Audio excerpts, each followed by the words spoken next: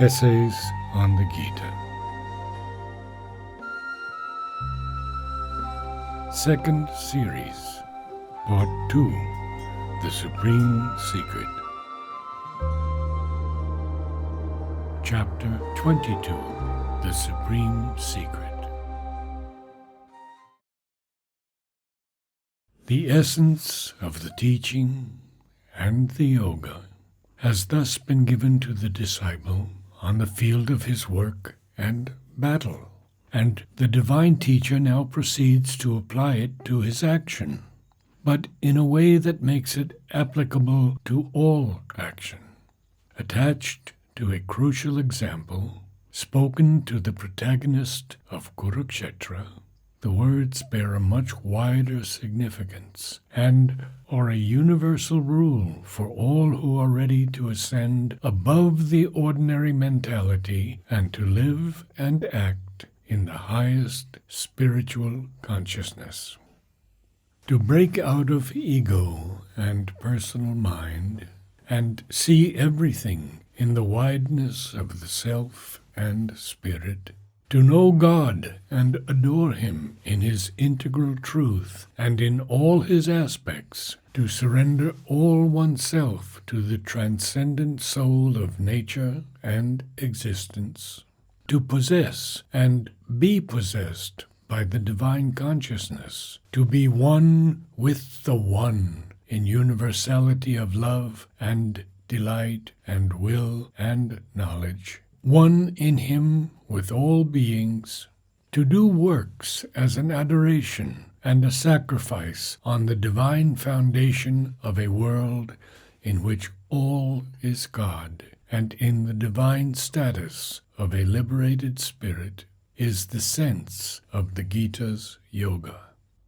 It is a transition from the apparent to the supreme spiritual and real truth of our being, and one enters into it by putting off the many limitations of the separative consciousness and the mind's attachment to the passion and unrest and ignorance, the lesser light and knowledge, the sin and virtue, the dual law and standard of the lower nature.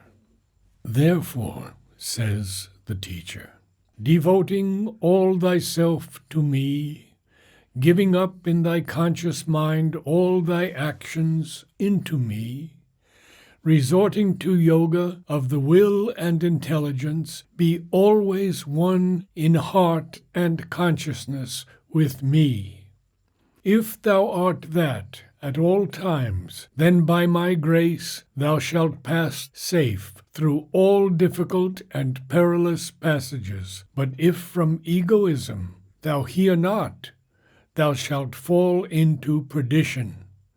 Vain is this thy resolve, that in thy egoism thou thinkest, saying, I will not fight.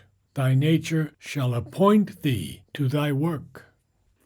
What from delusion thou desirest not to do, that helplessly thou shalt do, bound by thy own work, born from thy swabhava. The Lord is stationed in the heart of all existences, O Arjuna, and turns them all round and round, mounted on a machine by His Maya.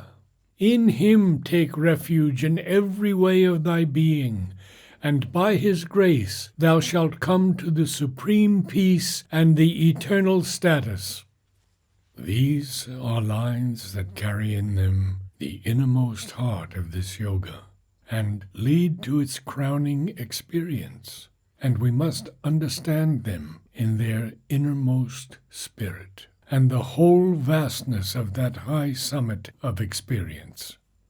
The words express the most complete, intimate, and living relation possible between God and man. They are instinct with the concentrated force of religious feeling that springs from the human being's absolute adoration, his upward surrender of his whole existence, his unreserved and perfect self-giving to the transcendent and universal divinity, from whom he comes, and in whom he lives. This stress of feeling is in entire consonance with the high and enduring place that the Gita assigns to bhakti, to the love of God, to the adoration of the highest as the inmost spirit and motive of the supreme action, and the crown and core of the supreme knowledge. The phrases used and the spiritual emotion with which they vibrate seem to give the most intense prominence possible and an utmost importance to the personal truth and presence of the Godhead. It is no abstract absolute of the philosopher, no indifferent impersonal presence or ineffable silence, intolerant of all relations, to whom this complete surrender of all our works can be made. And this closeness and intimacy of oneness with him in all the parts of our conscious existence, imposed as the condition and law of our perfection, or of whom this divine intervention and protection and deliverance are the promise. It is a master of our works, a friend and lover of our soul, an intimate spirit of our life, an indwelling and overdwelling Lord of all our personal and impersonal self and nature, who alone can utter to us this near and moving message. And yet, this is not the common relation established by the religions between man living in his sattvic or other ego mind and some personal form and aspect of the deity, Ishtadeva, constructed by that mind or offered to it to satisfy its limited ideal, aspiration, or desire. That is the ordinary sense and actual character of the normal mental being's religious devotion. But here there is something wider that passes beyond the mind and its limits and its dharmas. It is something deeper than the mind that offers, and something greater than the Ishtadeva that receives the surrender. That which surrenders here is the jiva, the essential soul, the original central and spiritual being of man, the individual Purusha. It is the jiva delivered from the limiting and ignorant ego sense, who knows himself not as a separate personality, but as an eternal portion and power and soul becoming of the divine, Amsha Sanatana, the jiva released and uplifted by the passing away of ignorance, and established in the light and freedom of his own true and supreme nature, which is one with that of the eternal.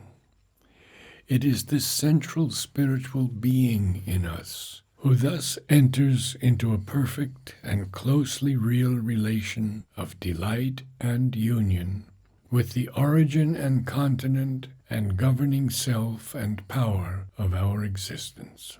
And he who receives our surrender is no limited deity, but the Purushottama, the one eternal Godhead, the one supreme soul of all that is and of all nature, the original transcendent spirit of existence. An immutable, impersonal self-existence is his first obvious spiritual self-presentation to the experience of our liberated knowledge, the first sign of his presence, the first touch and impression of his substance. A universal and transcendent infinite person, or Purusha, is the mysterious hidden secret of his very being, unthinkable in form of mind, asintya rupa, but very near and present to the powers of our consciousness, emotion, will, and knowledge when they are lifted out of themselves, out of their blind and petty forms, into a luminous spiritual an immeasurable supramental ananda and power and gnosis. It is He, ineffable, absolute, but also friend and Lord and enlightener and lover, who is the object of this most complete devotion and approach, and this most intimate inner becoming and surrender. This union, this relation is a thing lifted beyond the forms and laws of the limiting mind, too high for all these inferior dharmas. It is a truth of our self and spirit. And yet, or rather, therefore, because it is the truth of our self and spirit, the truth of its oneness with that spirit from which all comes, and by it and as its derivations and suggestions all exists and travails. It is not a negation, but a fulfillment of all that the mind and life point to and bear in them as their secret and unaccomplished significance. Thus, it is not by a nirvana, an exclusion and negating extinction of all that we are here, but by a nirvana, an exclusion and negating extinction of ignorance and ego, and a consequent ineffable fulfillment of our knowledge and will and heart's aspiration, an uplifted and limitless living of them in the divine, in the eternal. Nivasishyasi Mayeva, a transfigurement and transference of all our consciousness to a greater inner status, that there comes this supreme perfection and release in the spirit. The crux of the spiritual problem, the character of this transition, of which it is so difficult for the normal mind of man to get a true apprehension, turns altogether upon the capital distinction between the ignorant life of the ego in the lower nature and the large and luminous existence of the liberated jiva in his own true spiritual nature. The renunciation of the first must be complete, the transition to the second absolute. This is the distinction on which the Gita dwells here with all possible emphasis. On the one side is this poor, trepidant, braggart, egoistic condition of consciousness, ahankrita bhava, the crippling narrowness of this little helpless separative personality, according to whose viewpoint we ordinarily think and act, feel and respond to the touches of existence. On the other are the vast spiritual reaches of immortal fullness, bliss, and knowledge, into which we are admitted through union with the divine being, of whom we are then a manifestation and expression in the eternal light, and no longer a disguise in the darkness of the ego nature. It is the completeness of this union which is indicated by the Gita's Satatam Makshita. The life of the ego is founded on a construction of the apparent mental, vital, and physical truth of existence, on a nexus of pragmatic relations between the individual soul and nature, on an intellectual, emotional, and sensational interpretation of things used by the little limited I in us to maintain and satisfy the ideas and desires of its bounded, separate personality amid the vast action of the universe. All our dharmas, all the ordinary standards by which we determine our view of things and our knowledge and our action, proceed upon this narrow and limiting basis, and to follow them even in the widest wheelings round our ego center does not carry us out of this petty circle. It is a circle in which the soul is a contented, or struggling prisoner, forever subject to the mixed compulsions of nature. For Purusha veils himself in this round, veils his divine and immortal being in ignorance, and is subject to the law of an insistent, limiting Prakriti. That law is the compelling rule of the three gunas. It is a triple stair that stumbles upward towards the divine light, but cannot reach it. At its base is the law or dharma of inertia.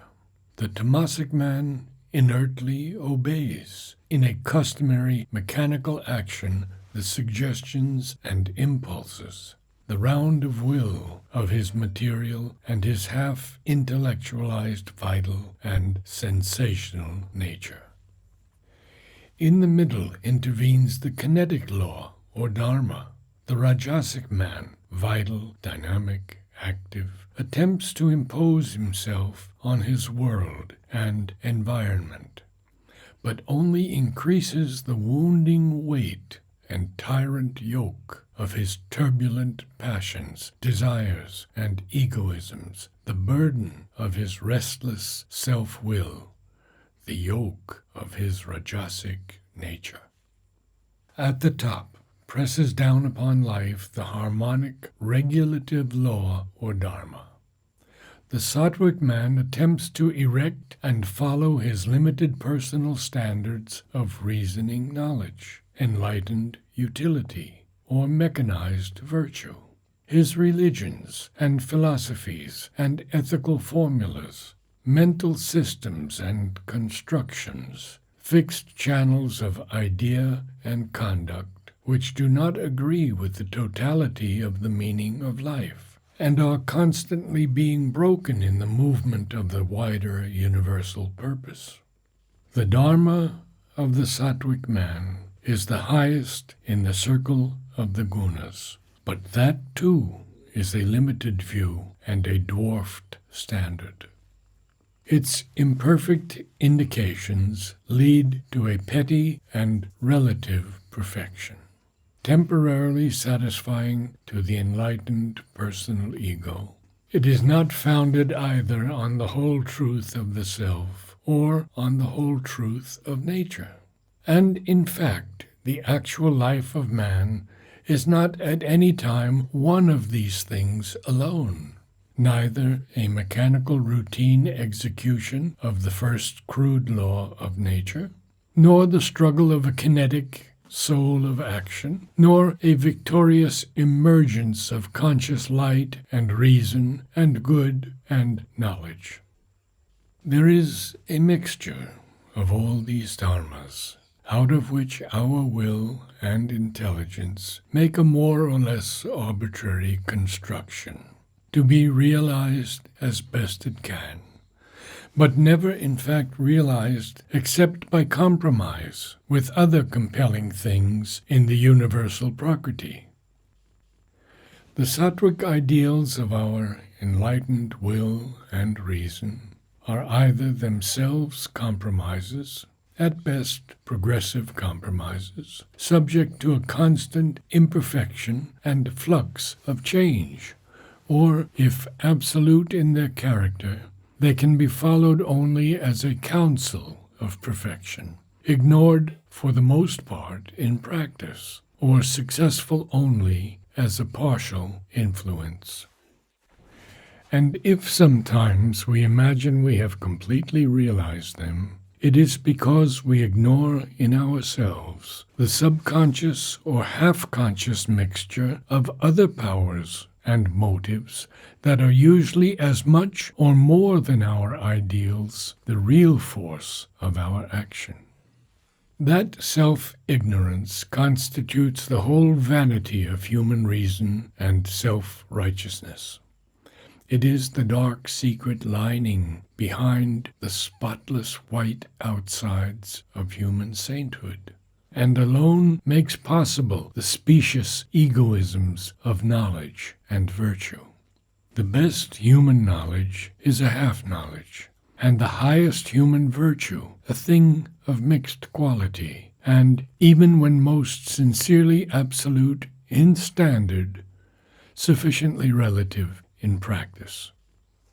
As a general law of living, the absolute sattvic ideals cannot prevail in conduct. Indispensable as a power for the betterment and raising of personal aspiration and conduct, their insistence modifies life but cannot wholly change it. And their perfect fulfillment images itself only in a dream of the future, or a world of heavenly nature, free from the mixed strain of our terrestrial existence. It cannot be otherwise, because neither the nature of this world nor the nature of man is or can be one single piece made of the pure stuff of sattva.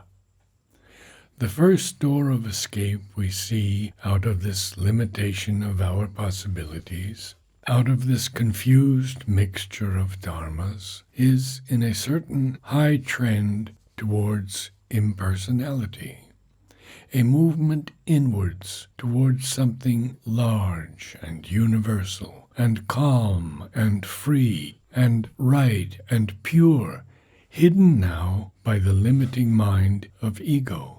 The difficulty is that while we can feel a positive release into this impersonality, in moments of the quiet and silence of our being, an impersonal activity is by no means so easy to realize. The pursuit of an impersonal truth or an impersonal will in our conduct is vitiated so long as we live at all in our normal mind by that which is natural and inevitable to that mind, the law of our personality, the subtle urge of our vital nature, the color of ego. The pursuit of impersonal truth is turned by these influences into an unsuspected cloak for a system of intellectual preferences supported by our mind's limiting insistence. The pursuit of a disinterested, impersonal action is converted into a greater authority and apparent high sanction for our personal will's interested selections and blind, arbitrary persistences. On the other hand, an absolute impersonality would seem to impose an equally absolute quietism, and this would mean that all action is bound to the machinery of the ego and the three gunas, and to recede from life and its works, the only way out of the circle. This impersonal silence, however, is not the last word of wisdom in the matter, because it is not the only way and crown, or not at all the way and the last crown of self-realization open to our endeavor. There is a mightier, fuller, more positive spiritual experience, in which the circle of our egoistic personality and the round of the mind's limitations vanish in the unwalled infinity of a greatest self and spirit. And yet life and its works not only remain still acceptable and possible, but reach up and out to their widest spiritual completeness and assume a grand ascending significance. There have been different gradations in this movement to bridge the gulf between an absolute impersonality and the dynamic possibilities of our nature. The thought and practice of the Mahayana approached this difficult reconciliation through the experience of a deep desirelessness and a large, dissolving freedom from mental and vital attachment and sanskaras. And on the positive side, a universal altruism, a fathomless compassion for the world and its creatures, which became, as it were, the flood and outpouring of the high nirvanic state on life and action.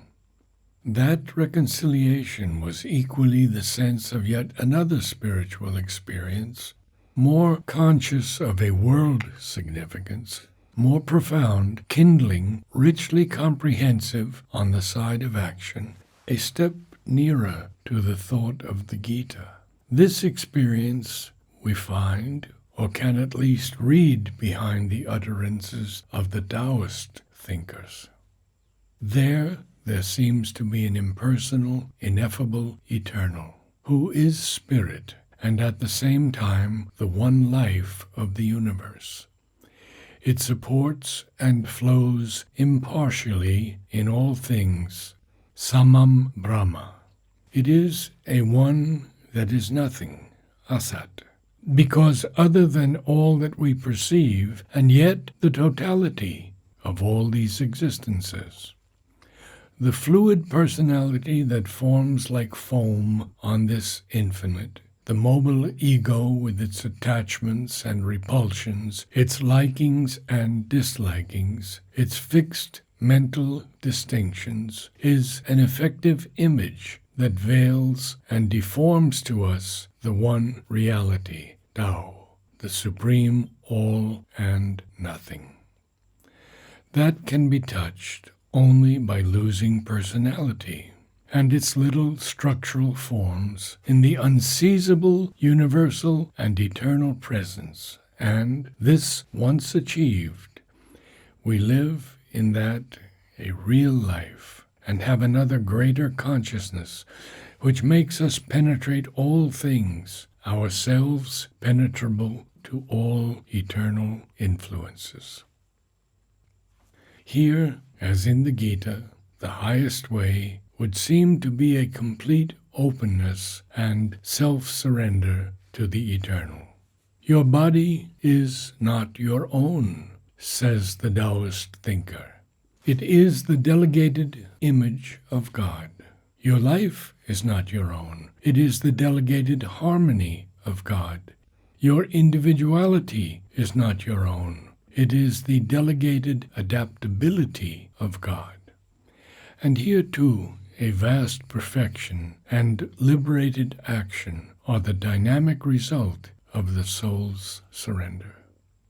The works of ego personality are a separative running counter to the bias of universal nature. This false movement must be replaced by a wise and still passivity in the hands of the universal and eternal power, a passivity that makes us adaptable to the infinite action, in harmony with its truth, plastic to the shaping breath of the Spirit. The man who has this harmony may be motionless within and absorbed in silence, but his self will appear free from disguises. The divine influence will be at work in him, and while he abides in tranquility and an inward inaction, naishkamya, yet he will act with an irresistible power, and myriads of things and beings will move and gather under his influence. The impersonal force of the self takes up his works. Movements no longer deformed by ego, and sovereignly acts through him for the keeping together and control of the world and its peoples. Lokashan Grahatyaya. There is little difference between these experiences and the first impersonal activity inculcated by the Gita. The Gita also demands of us renunciation of desire, attachment, and ego, transcendence of the lower nature, and the breaking up of our personality and its little formations. The Gita also demands of us to live in the self and spirit, to see the self and spirit in all, and all in the self and spirit, and all as the self and spirit. It demands of us, like the Taoist thinker, to renounce our natural personality and its works into the self the Spirit, the Eternal, the Brahman, Atmani Sanyasya Brahmani. And there is this coincidence, because that is always man's highest and freest possible experience of a quietistic inner largeness and silence reconciled with an outer dynamic active living, the two coexistent or fused together in the impersonal infinite reality and illimitable action of the one immortal power and sole eternal existence. But the Gita adds a phrase of immense import that alters everything. Atmani Atomai. The demand is to see all things in the self, and then in me, the Ishvara, to renounce all action into the self, spirit, Brahman, and thence into the Supreme Person, the Purushottama. There is here a still greater and profounder complex of spiritual experience, a larger transmutation of the significance of human life, a more mystic and heartfelt sweep of the return of the stream to the ocean, the restoration of personal works and cosmic action to the eternal worker. The stress on pure impersonality has this difficulty and incompleteness for us, that it reduces the inner person, the spiritual individual, that persistent miracle of our inmost being, to a temporary, elusive, and mutable formation in the infinite. The infinite alone exists, and except in a passing play, has no true regard on the soul of the living creature. There can be no real and permanent relation between the soul in man and the eternal, if that soul is even as the always renewable body, no more than a transient phenomenon in the infinite. It is true that the ego and its limited personality are even such a temporary and mutable formation of nature, and therefore it must be broken, and we must feel ourselves one with all and infinite. But the ego is not the real person. When it has been dissolved, there still remains the spiritual individual. There is still the eternal jiva. The ego limitation disappears, and the soul lives in a profound unity with the One, and feels its universal unity with all things. And yet it is still our own soul that enjoys this expanse and oneness. The universal action, even when it is felt as the action of one and the same energy in all, even when it is experienced as the initiation and movement of the Ishvara, still takes different forms in different souls of men, amsha sanatana, and a different turn in their nature. The light of spiritual knowledge, the manifold universal Shakti, the eternal delight of being, stream into us and around us, concentrate in the soul, and flow out on the surrounding world from each as from a center of living spiritual consciousness whose circumference is lost in the infinite. More, the spiritual individual remains as a little universe of divine existence, at once independent and inseparable from the whole infinite universe of the divine self-manifestation, of which we see a petty portion around us. A portion of the transcendent, creative. He creates his own world around him, even while he retains this cosmic consciousness in which are all others.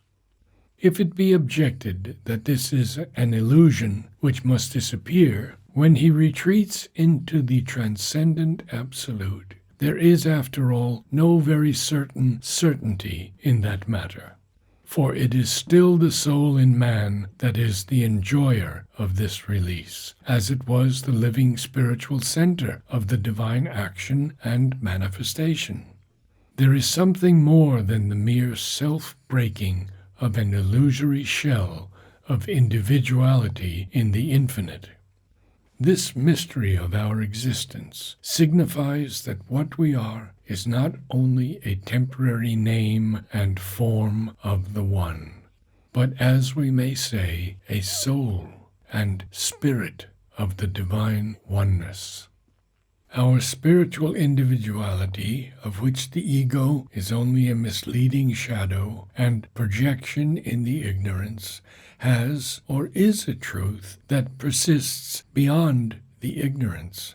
There is something of us that dwells forever in the supreme nature of the Purushottama.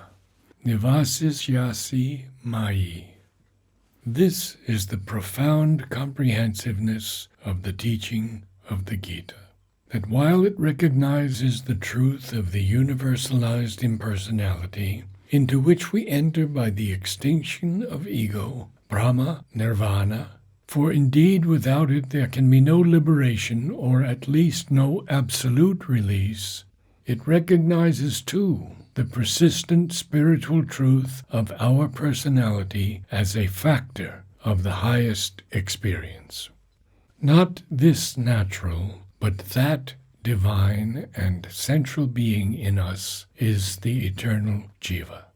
It is the Ishvara, Vasudeva, who is all things, that takes up our mind and life and body for the enjoyment of the lower Prakriti. It is the supreme Prakriti, the original spiritual nature of the Supreme Purusha, that holds together the universe and appears in it as the Jiva.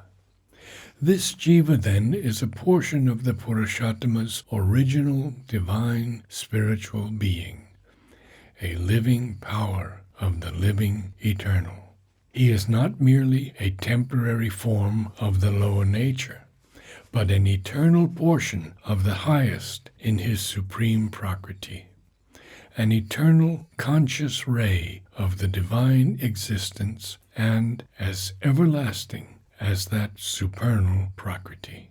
One side of the highest perfection and status of our liberated consciousness must then be to assume the true place of the Jiva in a supreme spiritual nature, there to dwell in the glory of the Supreme Purusha, and there to have the joy of the eternal spiritual oneness.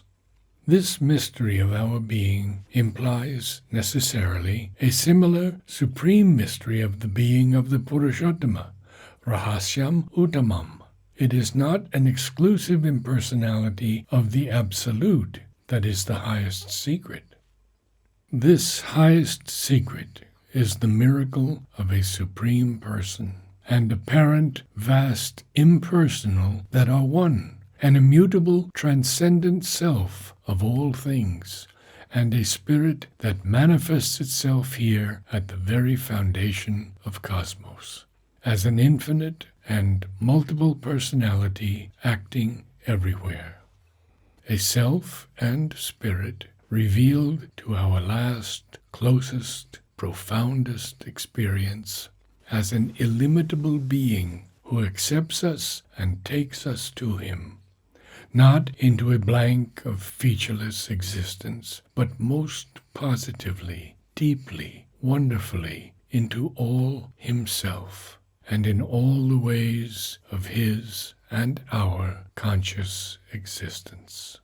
This highest experience and this largest way of seeing open a profound, moving, and endless significance to our parts of nature, our knowledge, will, heart's love, and adoration, which is lost or diminished if we put an exclusive stress on the impersonal, because that stress suppresses or minimizes or does not allow of the intensest fulfillment of movements and powers that are a portion of our deepest nature, intensities and luminosities that are attached to the closest essential fibers of our self-experience. It is not the austerity of knowledge alone that can help us. There is room and infinite room for the heart's love and aspiration, illumined and uplifted by knowledge, a more mystically clear, a greater calmly passionate knowledge. It is by the perpetual unified closeness of our heart consciousness, mind consciousness, all consciousness, satatam magcita, that we get the widest, the deepest, the most integral experience of our oneness with the eternal. A nearest oneness in all the being, profoundly individual in a divine passion, even in the midst of universality, even at the top of transcendence, is here enjoined on the human soul as its way to reach the highest, and its way to possess the perfection and the divine consciousness to which it is called by its nature as a spirit. The intelligence and will have to turn the whole existence in all its parts to the Ishvara, to the divine self and master of that whole existence. Buddhi yogam upashritya. The heart has to cast all other emotion into the delight of oneness with Him and the love of Him in all creatures. The sense, spiritualized, has to see and hear and feel Him everywhere.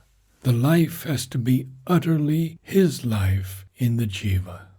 All the actions have to proceed from His soul power and soul initiation in the will, knowledge, organs of action, senses, vital parts, body. This way is deeply impersonal, because the separateness of ego is abolished, for the soul universalized and restored to transcendence. And yet it is intimately personal, because it soars to a transcendent passion and power of indwelling and oneness. A featureless extinction may be a rigorous demand of the mind's logic of self-annulment. It is not the last word of the supreme mystery, Rahasyam Uttamam. The refusal of Arjuna to persevere in his divinely appointed work proceeded from the ego sense in him, ahankara.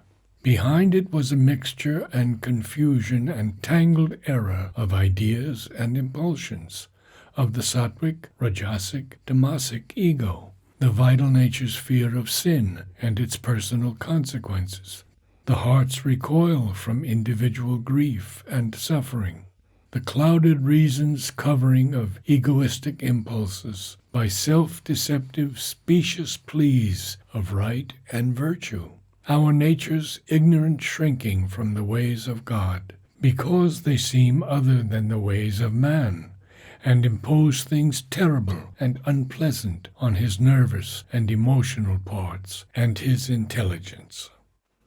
The spiritual consequences will be infinitely worse now than before, now that a higher truth and a greater way and spirit of action have been revealed to him.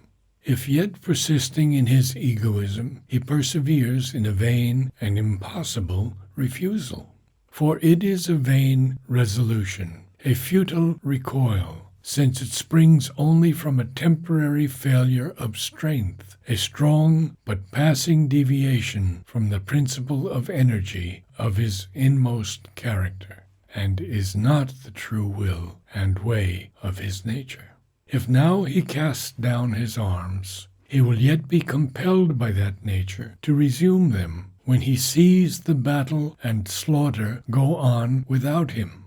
His abstention a defeat of all for which he has lived, the cause for whose service he was born weakened and bewildered by the absence or inactivity of its protagonist, vanquished and afflicted by the cynical and unscrupulous strength of the champions of a self-regarding unrighteousness and injustice. And in this return, there will be no spiritual virtue. It was a confusion of the ideas and feelings of the ego mind that impelled his refusal. It will be his nature working through a restoration of the characteristic ideas and feelings of the ego mind that will compel him to annul his refusal. But whatever the direction, this continued subjection to the ego will mean a worse, a more fatal spiritual refusal, a perdition, vinashti.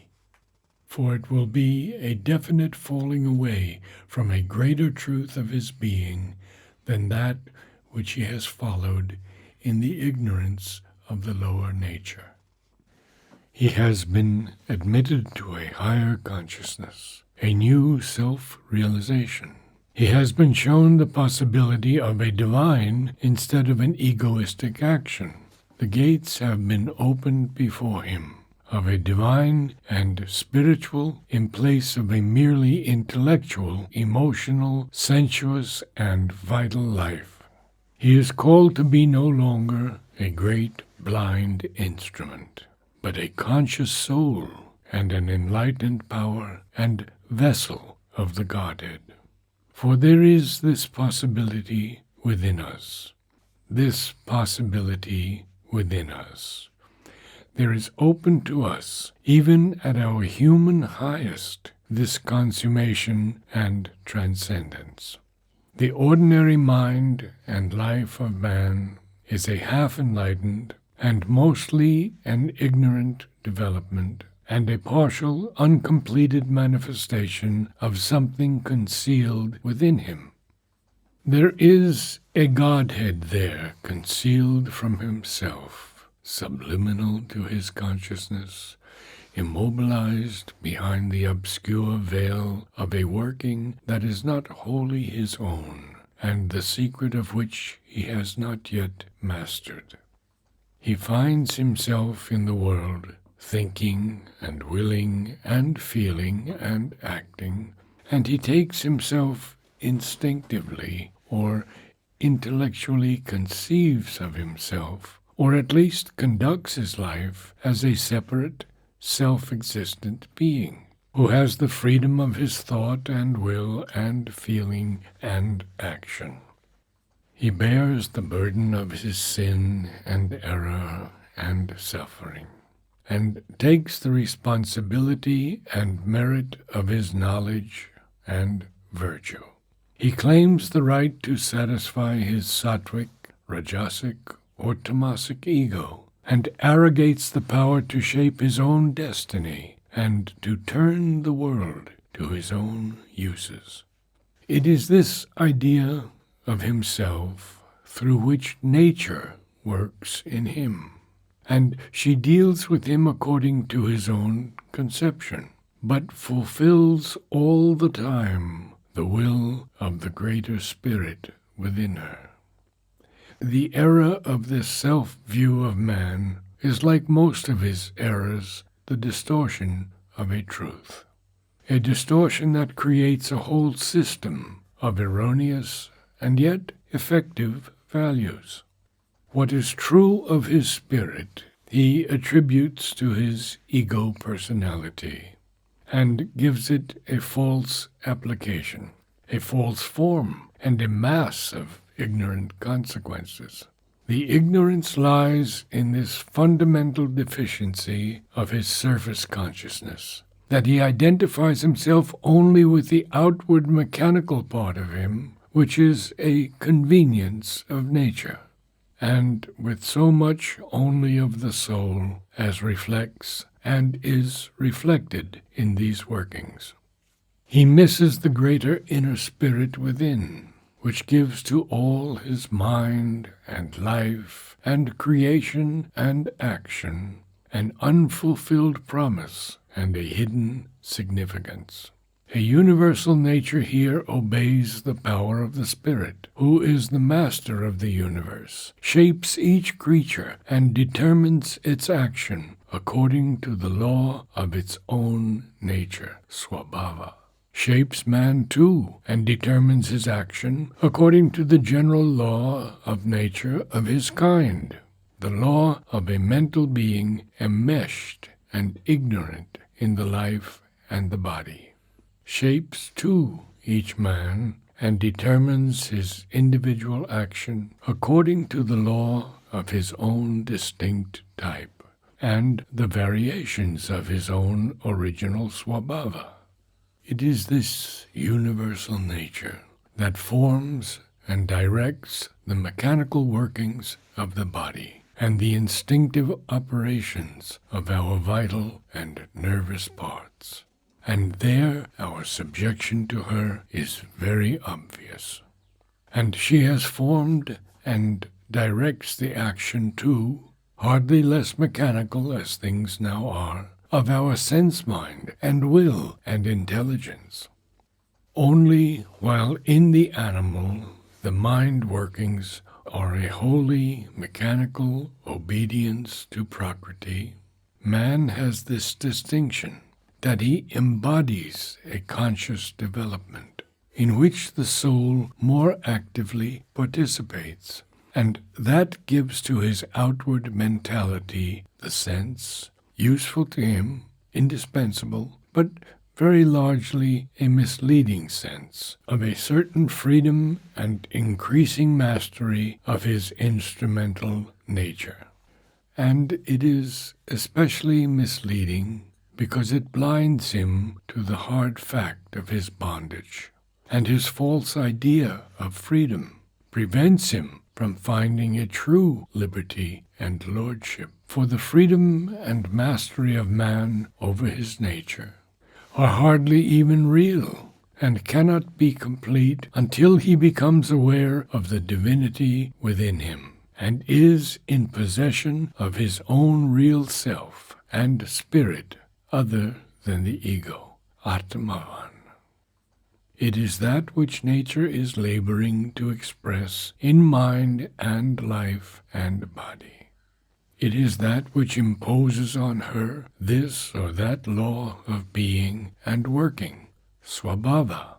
It is that which shapes the outward destiny and the evolution of the soul within us. It is therefore only when he is in possession of his real self and spirit that his nature can become a conscious instrument and enlightened power of the Godhead. For then, when we enter into that inmost self of our existence, we come to know that in us and in all is the one Spirit and Godhead, whom all nature serves and manifests.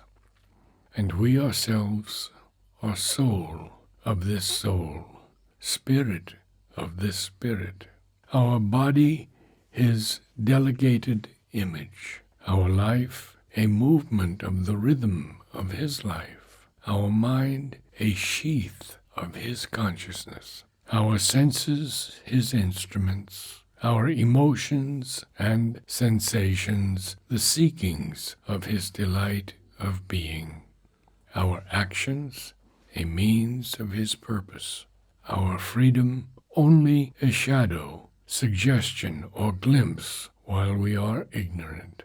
But when we know him and ourselves, a prolongation and effective channel of his immortal freedom. Our masteries are a reflection of his power at work.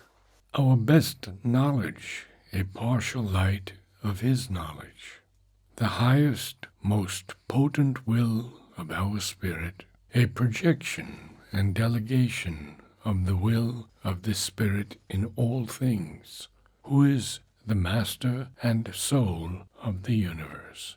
It is the Lord, seated in the heart of every creature, who has been turning us in all our inner and outer action, during the ignorance, as if mounted on a machine on the wheel of this Maya of the lower nature.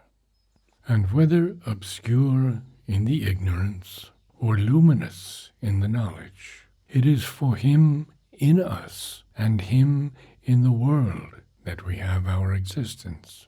To live consciously and integrally in this knowledge and this truth is to escape from ego and break out of Maya. All other highest dharmas are only a preparation for this dharma, and all yoga is only a means by which we can come first to some kind of union, and finally, if we have the full light, to an integral union with the Master and Supreme Soul and Self of our existence. The greatest yoga is to take refuge from all the perplexities and difficulties of our nature, with this indwelling Lord of all nature, to turn to him with our whole being, with the life and body and sense and mind and heart and understanding, with our whole dedicated knowledge and will and action, sarva bhavana, in every way of our conscious self and our instrumental nature. And when we can at all times and entirely do this, then the divine light and love and power takes hold of us, fills both self and instruments, and leads us safe through all the doubts and difficulties and perplexities and perils that beset our soul and our life, leads us to a supreme peace and the spiritual freedom of our immortal and eternal status. Param Shantim Shtanam Shashvatam. For after giving out all the laws, the dharmas, and the deepest essence of its yoga, after saying that beyond all the first secrets revealed to the mind of man by the transforming light of spiritual knowledge, Guhyat, there is a still deeper, more secret truth, Guhyataram. The Gita suddenly declares that there is yet a supreme word that it has to speak, Paramam Vacha, and a most secret truth of all, Sarva Guhyatamam. This secret of secrets the teacher will tell to Arjuna as his highest good, because he is the chosen and beloved soul, Ishta. For evidently, as had already been declared by the Upanishad, it is only the rare soul chosen by the Spirit for the revelation of his very body, Tanum Svam, who can be admitted to this mystery, because he alone is near enough in heart and mind and life to the Godhead, to respond truly to it in all his being, and to make it a living practice. The closing supreme word of the Gita, expressing the highest mystery, is spoken in two brief, direct, and simple slokas, and these are left without farther comment or enlargement, to sink into the mind and reveal their own fullness of meaning in the soul's experience. For it is alone this inner, incessantly extending experience that can make evident the infinite deal of meaning with which are forever pregnant these words in themselves, apparently so slight and simple. And we feel, as they are being uttered, that it was this for which the soul of the disciple was being prepared all the time, and the rest was only an enlightening and enabling discipline and doctrine. Thus runs this secret of secrets, the highest, most direct message of the Ishvara. Become my minded, my lover and adorer, a sacrificer to me. Bow thyself to me thou shalt come. This is my pledge and promise to thee, for dear art thou to me. Abandon all dharmas, and take refuge in me alone. I will deliver thee from all sin and evil. Do not grieve. The Gita throughout has been insisting on a great and well-built discipline of yoga, a large and clearly traced philosophical system on the Swabhava and the Swadharma, on the Sattvic law of life as leading out of itself by a self-exceeding exaltation to a free spiritual dharma of immortal existence, utterly wide in its spaces and high-lifted beyond the limitation of even this highest guna, on many rules and means and injunctions and conditions of perfection. And now, suddenly, it seems to break out of its own structure and says to the human soul, abandon all dharmas, give thyself to the divine alone, to the supreme Godhead above and around and within thee. That is all that thou needest. That is the truest and greatest way. That is the real deliverance. The Master of the Worlds, in the form of the divine charioteer and teacher of Kurukshetra, has revealed to man the magnificent realities of God and self and spirit, and the nature of the complex world, and the relation of man's mind and life and heart and senses to the spirit, and the victorious means by which, through his own spiritual self-discipline and effort, he can rise out of mortality into immortality, and out of his limited mental into his infinite spiritual existence.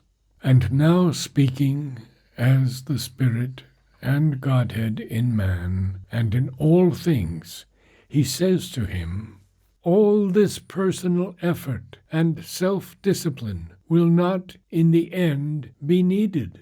All following and limitation of rule and dharma can at last be thrown away as hampering encumbrances, if thou canst make a complete surrender to me. Depend alone on the Spirit and Godhead within thee and all things, and trust to his sole guidance.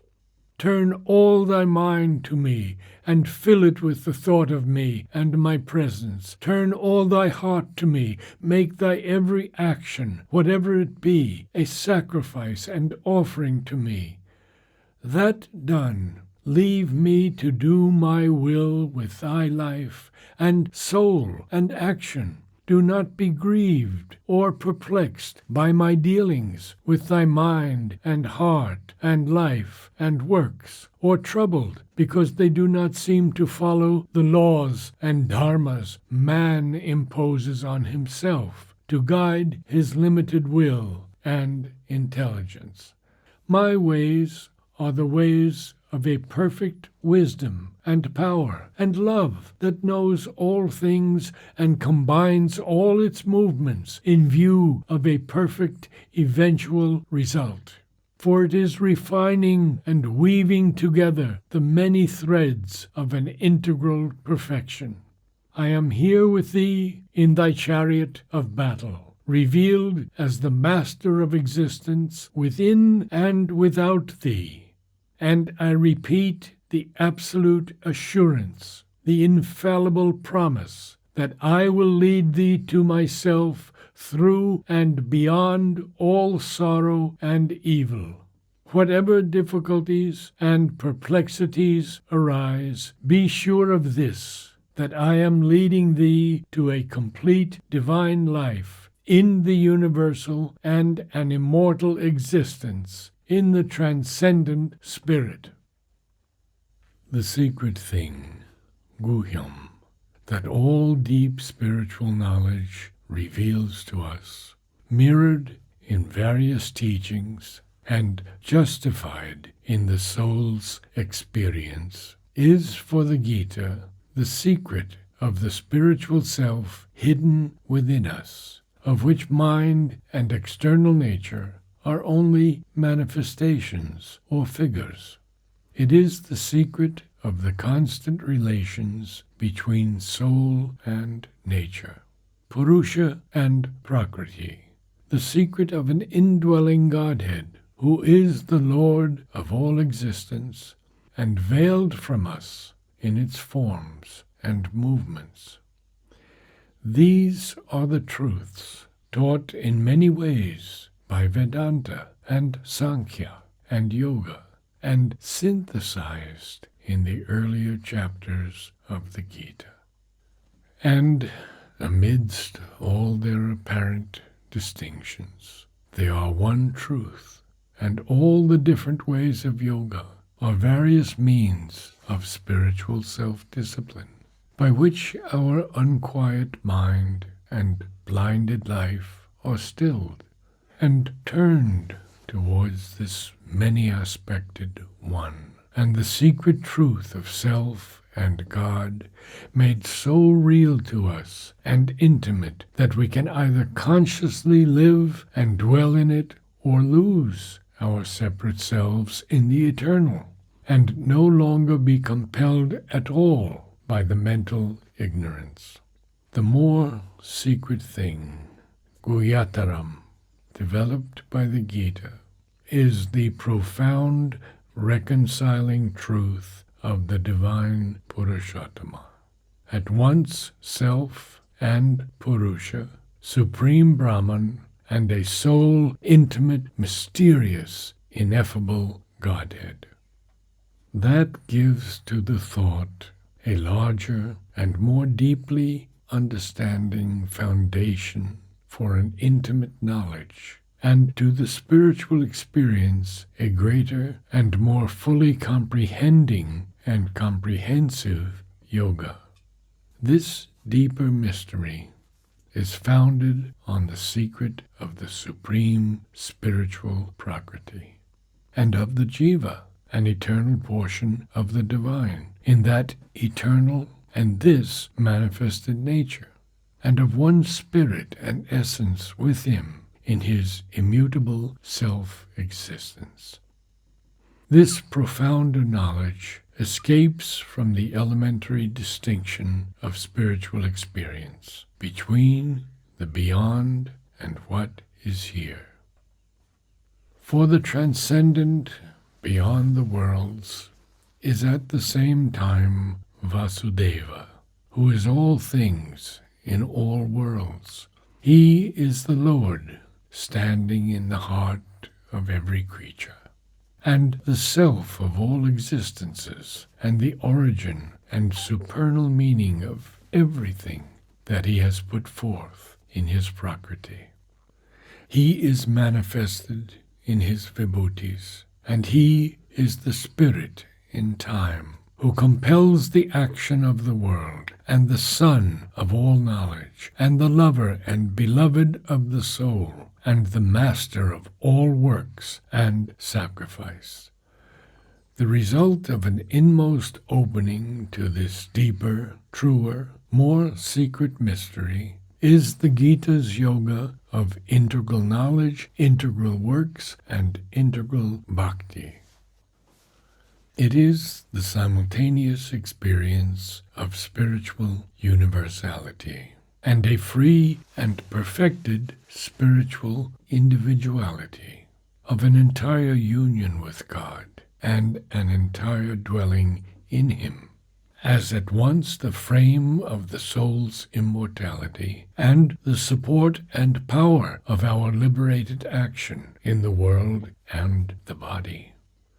And now there comes the supreme word and most secret thing of all, Guyatamam, that the Spirit and Godhead is an infinite, free from all dharmas, and And though he conducts the world according to fixed laws, and leads man through his dharmas of ignorance and knowledge, sin and virtue, right and wrong, liking and disliking and indifference, pleasure and pain, joy and sorrow, and the rejection of these opposites, through his physical and vital, intellectual, emotional, ethical, and spiritual forms and rules and standards. Yet the Spirit and Godhead transcends all these things.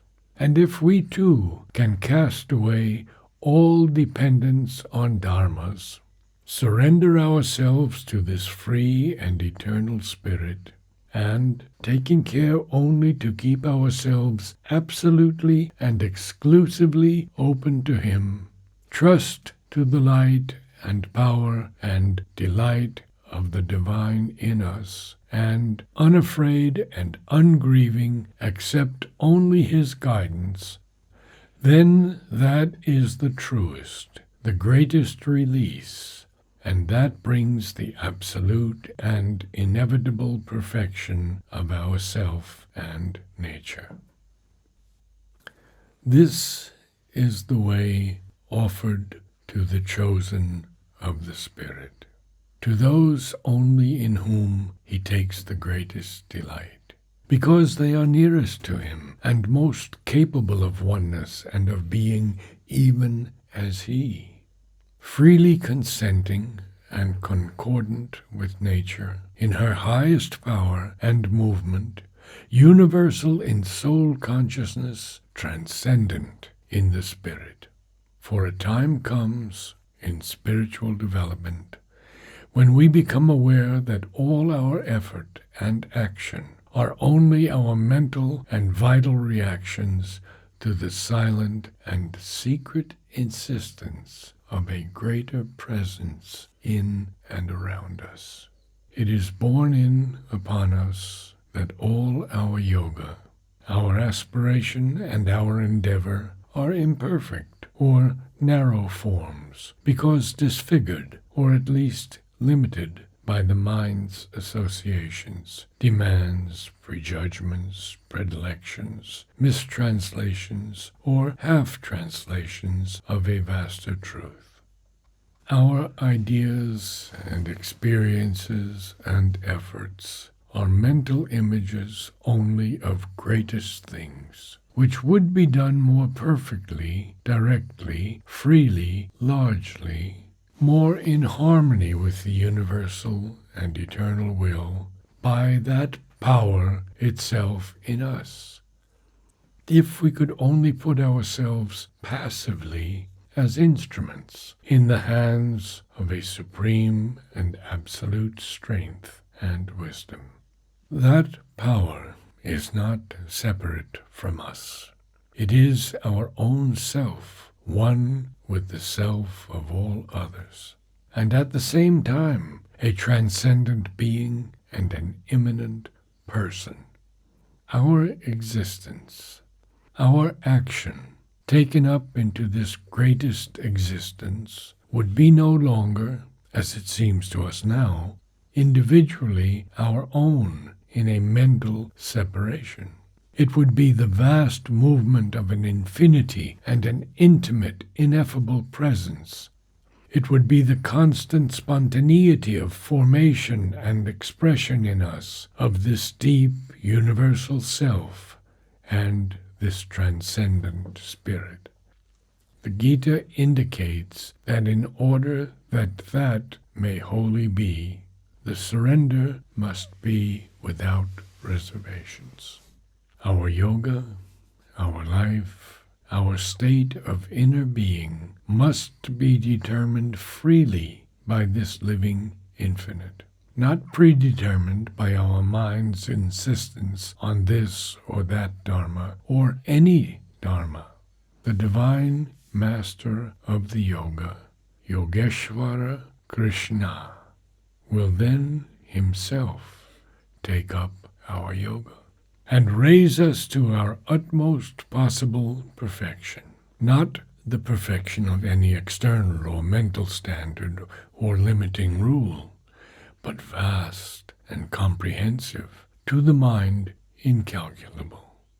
It will be a perfection developed by an all-seeing wisdom, according to the whole truth, first indeed of our human swabhava, but afterwards of a greater thing into which it will open, a spirit and power illimitable, immortal, free, and all-transmuting, the light and splendor of a divine and infinite nature.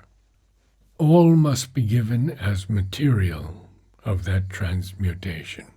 An omniscient consciousness will take up our knowledge and our ignorance, our truth and our error, cast away their forms of insufficiency, sarva dharman parityaja, and transform all into its infinite light.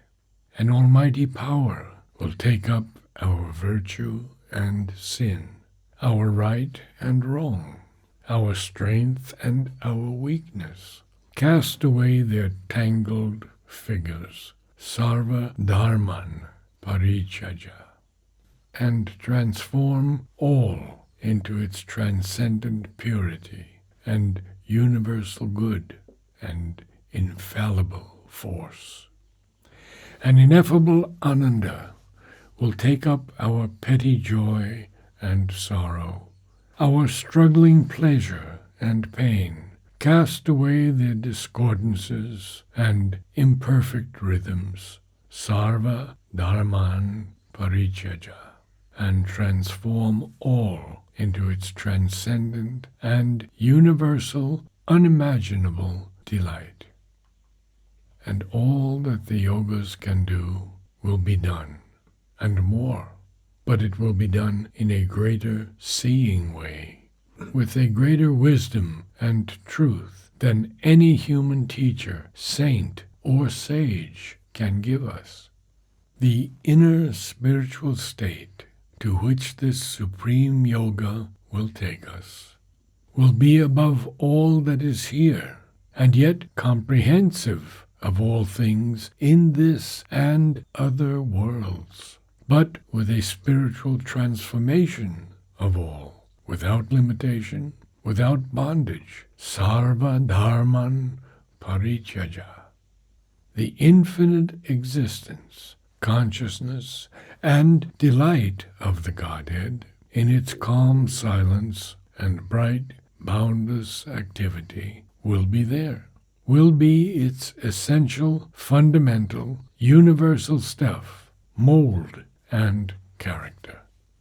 And in that mold of infinity, the divine, made manifest, will overtly dwell, no longer concealed by his yoga maya, and whenever and as he wills, build in us whatever shapes of the infinite, translucent forms of knowledge, thought, love, spiritual joy, power, and action, according to his self-fulfilling will and immortal pleasure. And there will be no binding effect on the free soul and the unaffected nature, no unescapable crystallizing into this or that inferior formula, for all the action will be executed by the power of the Spirit in a divine freedom, sarva dharman parichaja. An unfallen abiding in the transcendent Spirit, param dhamma, will be the foundation and the assurance of this spiritual state. An intimate understanding, oneness with universal being and all creatures, released from the evil and suffering of the separative mind, but wisely regardful of true distinctions, will be the conditioning power, a constant delight, oneness, and harmony of the eternal individual here with the divine, and all that he is will be the effect of this integral liberation. The baffling problems of our human existence, of which Arjuna's difficulty stands as an acute example, are created by our separative personality in the ignorance. This yoga, because it puts the soul of man into its right relation with God and world existence, and makes our action God's, the knowledge and will shaping and moving it His, and our life the harmony of a divine self-expression, is the way to their total disappearance. The whole yoga is revealed. The great word of the teaching is given, and Arjuna, the chosen human soul, is once more turned, no longer in his egoistic mind, but in this greatest self-knowledge, to the divine action. The vibhuti is ready for the divine life in the human, his conscious spirit for the works of the liberated soul, muktasya karma. Destroyed is the illusion of the mind, the soul's memory of itself and its truth, concealed so long by the misleading shows and forms of our life, has returned to it and become its normal consciousness, all doubt and perplexity gone. It can turn to the execution of the command and do faithfully whatever work for God and the world may be appointed and apportioned to it by the Master of our being, the Spirit and Godhead self-fulfilled in time and universe.